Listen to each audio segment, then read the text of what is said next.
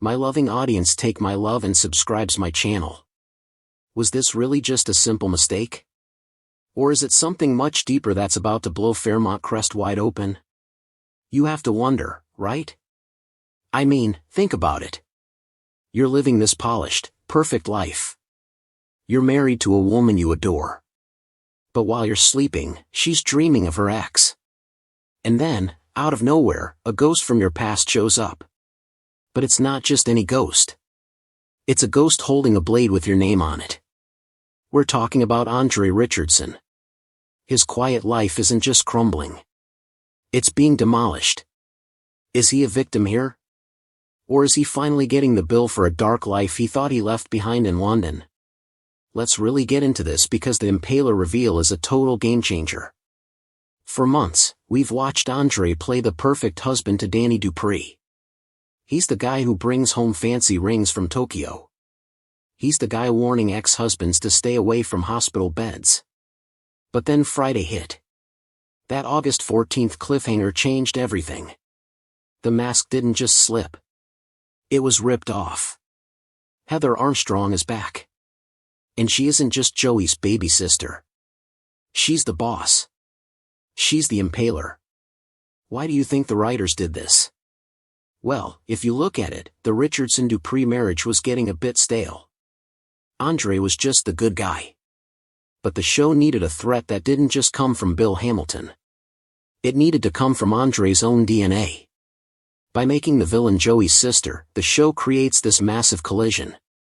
Joey wants to be clean. Heather wants to get her hands dirty. It's the perfect mess. Did you see Andre's face at the hotel? Fans on Reddit were pointing out how his eyes were blinking a mile a second. He looked like he was trying not to cry. One fan even said he was shook like an old Polaroid. That's not just a guy who's surprised to see an ex. That's a guy who's terrified. Heather didn't show up just to say hi. She's messing with his head. The champagne and the texts? Those were tests to see if he'd fold. And he definitely did. This leads me to a big question for you. What exactly happened in London?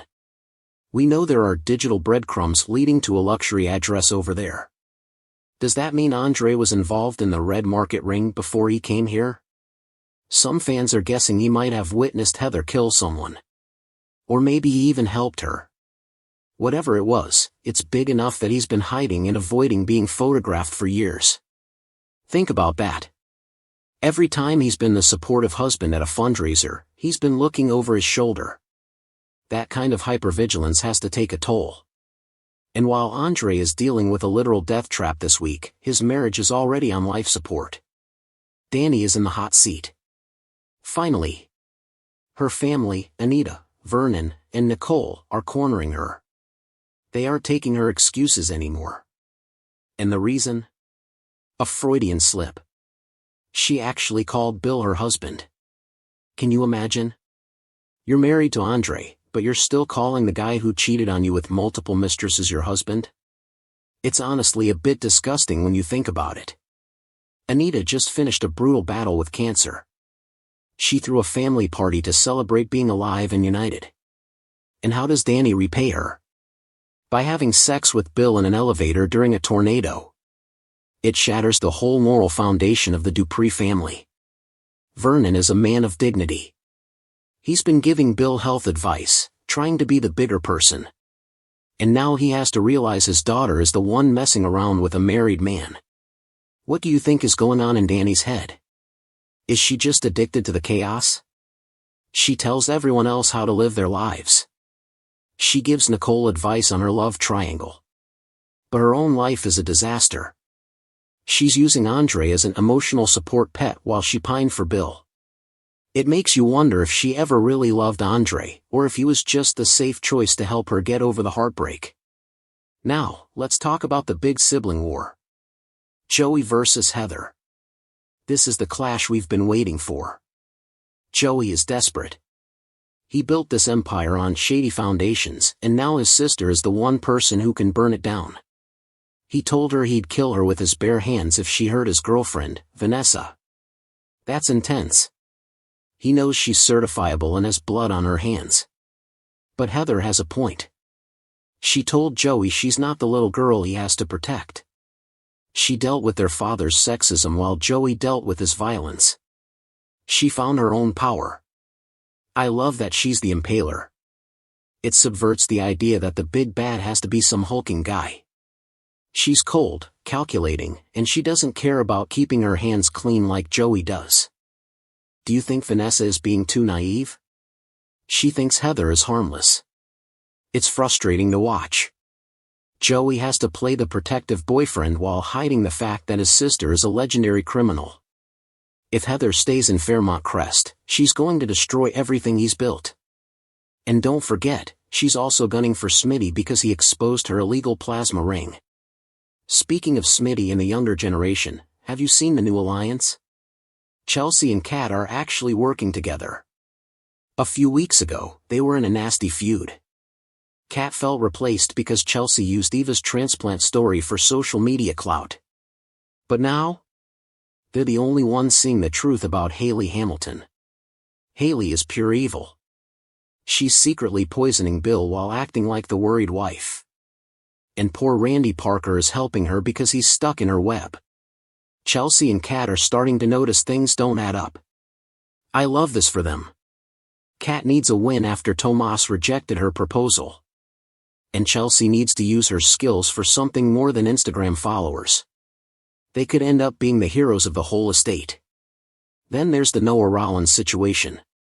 He's the son of Dr. Kyle Rollins. He's a struggling musician, looking for a job. He looks like a 90s grunge bad guy with his dirty jeans and grungy shirts. Some fans think he's just a rich kid pretending to be from the streets. But Deanna McBride is totally smitten with him. Why is she so interested? Well, Deanna has been obsessed with her revenge plot against Joey. She's carrying a lot of trauma. Noah is a distraction. He's innocent energy in a world of schemes.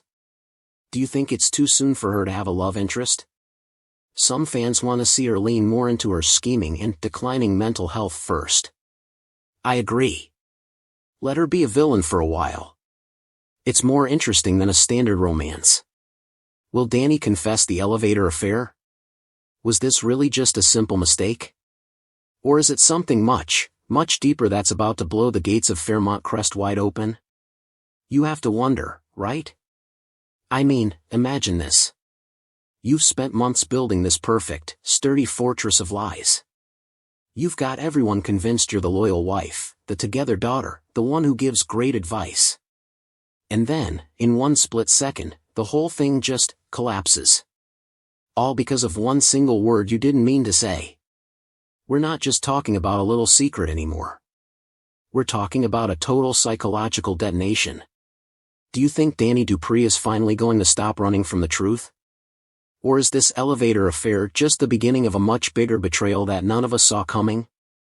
We're diving into the massive confession that's set to ruin lives because, let's be real, in Fairmont Crest, the truth doesn't just set you free, it usually leaves you in a million little pieces. So, let's look at the mess we're in. For what feels like forever, the Richardson-Dupree marriage has been the golden standard around here. They were the couple that had it all, right? But as of that Friday, August 14th cliffhanger, that gold is looking an awful lot like spray-painted lead. We all watched that tornado rip through the country club back in June, and we saw Dani and her ex-husband, Bill Hamilton, crawl out of that stalled elevator. They looked guilty as sin. They even stood there and agreed to get their stories straight. But the funny thing is, you can't exactly rewrite history when your own brain is holding the pen. Why do you think this happened now? Honestly, it's been a slow-motion train wreck for a long time. It happened because Dani just can't seem to cut the cord with Big Dollar Bill. The writers were smart to use that tornado as a high-pressure cooker to trap them together. It proved that when things get really scary, Dani goes right back to her most toxic habits. It's like the show needed to finally test Andre's perfect husband act and see if he'd notice he's basically being gaslit in his own living room. Let's talk about that moment in the Dupree house, the Freudian slip heard round the world. Dani is finally in the hot seat, and let's be honest, it is about 6 months overdue. She's standing there, and she actually calls Bill her husband right in front of her family. Why on earth would she say that? It wasn't just a little slip of the tongue.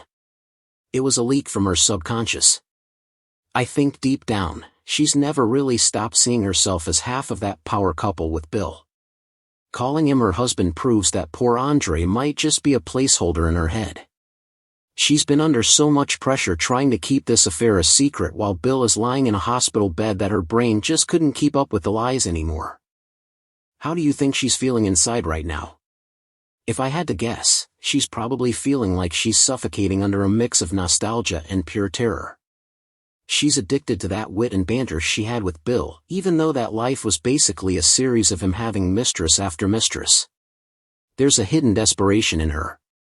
She wants to be the good person everyone thinks she is, but her heart is still wallowing in the mud with a man who failed her over and over again. I actually see this slip-up as a way she's sabotaging herself. She's tired of the lie. She's reframing her reality because she just can't live the life of a loyal wife to Andre anymore. The irony is just wild. By calling Bill her husband, she basically divorced Andre in front of her parents and sister without even meaning to. And what about the family? This isn't just some casual dinner chat. It's an interrogation. Anita, Vernon, and Nicole are cornering her because they are a family of immense dignity. Vernon is a guy who has been giving Bill health advice even after everything Bill did to them. He can't even imagine his daughter betraying her marriage in such a disgusting way. They're finally seeing through all those BS excuses she's been using to explain why she's constantly at the hospital and all up in Bill's business. Think about the timing of this for a second. It really cuts deep. Anita just finished a grueling battle with cancer. She threw a party to celebrate life and everyone being together. And how does Dani say thanks? By shattering the family's moral foundation. It's a level of emotional cruelty that's honestly hard to watch. Anita probably feels like a failure as a mom, and Vernon? He's dealing with the total devastation of realizing his favorite daughter is a liar. We need to look at this intervention differently. It's not just about one mistake. It's about the Dupree name, which, let's be real, some fans are saying isn't doing anyone any favors lately anyway. This is a fight for the very soul of their family. If they let her off the hook, they're basically saying it's okay to be a vixen just like Haley. I've got to say, I disagree with the idea that the family should just be there for her when the train wrecks again. No. They need to lay down some real-world consequences. Maybe Vernon should actually take her out of the will. Being the youngest daughter shouldn't be a free pass for ruining a good man like Andre. Psychologically, Dani is totally reverting to youngest daughter mode here.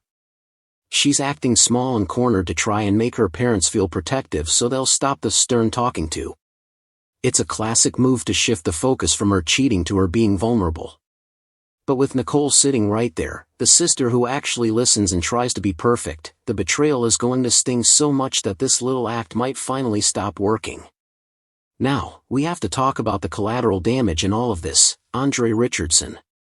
Poor Andre is currently walking right into a death trap because he was lured to a mysterious rendezvous, but the real trap has been his own marriage. He's been rattled for weeks. While he was busy being the hero and telling Bill to stay away from his wife was the one inviting the drama in. He acted because he wanted to protect his happily married life, but he had no idea he was building his house on a shady foundation of Dani's lies. Andre is a good man who's trying his hardest, but a lot of you guys see him as more of an emotional support pet for Dani. He's probably got his own unresolved trauma from his past in London, which makes him crave a stable home even more. To find out that the woman he treats like a queen actually sees him as a backup plan for her ex? That's going to be a total gut punch to his soul. Is Andre just a victim, or is he a fool who stayed? Some fans are actually saying he should just get a mistress of his own so Dani would finally respect him. That's pretty cynical, but it shows a truth about this show. Being too good usually just makes you a target. I'm definitely defending Andre here. He went to that hospital to stand up for his wife's honor while she was busy with the man in the bed. It's just disgusting. If he survives that meeting with the Impaler, he really needs to walk away and never look back. He's been so focused on outside threats, the anonymous gifts, the champagne, that he didn't even see the threat inside his own house. He's living in a state of denial that's just as big as Dani's. He's just on the other side of the lie. This whole confession is going to set the fandom on fire, and honestly, the lines are already being drawn. Are you Team Bill or Team Andre? People who root for Bill love that history and the wit and banter.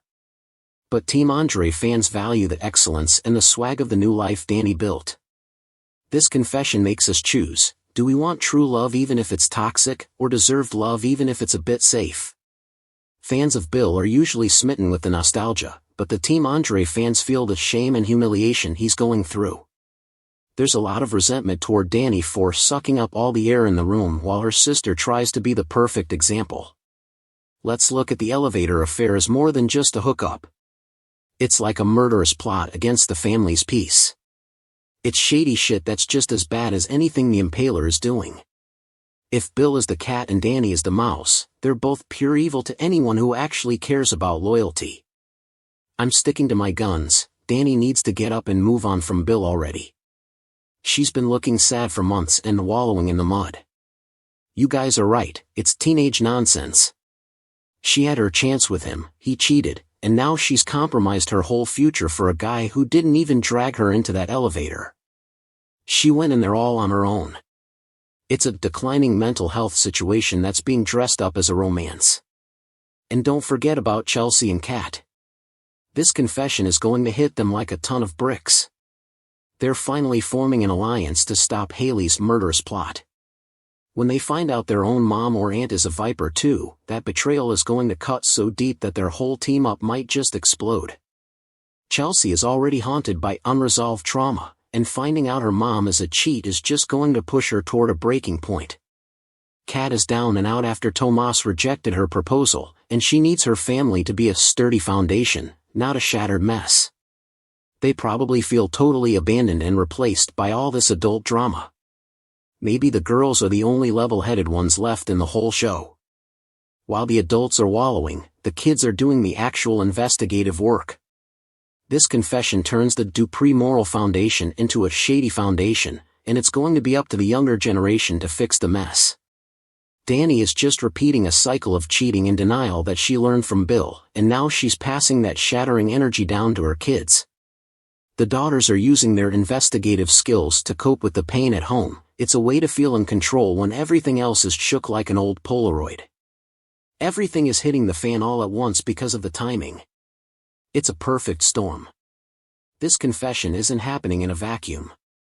It's happening right when Andre is walking into a death trap.